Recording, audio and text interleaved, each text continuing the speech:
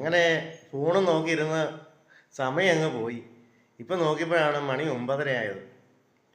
അപ്പോൾ ഞാൻ 5 മിനിറ്റ് മുമ്പേ അല്പം ചിക്കൻ സ്റ്റൗവിൽ വെച്ചു. എന്നിട്ട് പോയിന്ന് കുളിച്ച് ഫ്രഷായിട്ട് വന്നു. ഇനി ചിക്കൻ എന്തേരം ആയെന്ന് നോക്കാം. ഇന്നാളത്തെ പോലത്തെയൊക്കെ ചിക്കനല്ല. ഇന്നാൾ ചിക്കൻ ഞാൻ കറി വെക്കുന്നത് നിങ്ങളെല്ലാം കണ്ടില്ലേ. അപ്പം നിങ്ങളെല്ലാം ചിരിച്ചിടപാട് തീർന്നില്ലേ. നമുക്കൊന്ന് നോക്കാം.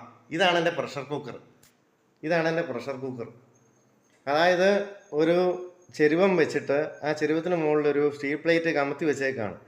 അതിന് മുകളിൽ ഇത് ത്ലാശിൻ്റെ കട്ടി, അതായത് പഴയ കാലത്തെ കാരണന്മാർ അന്ത്രപട്ടം എന്ന് പറയും, അത് വെച്ച് മൂടിയേക്കാണ്.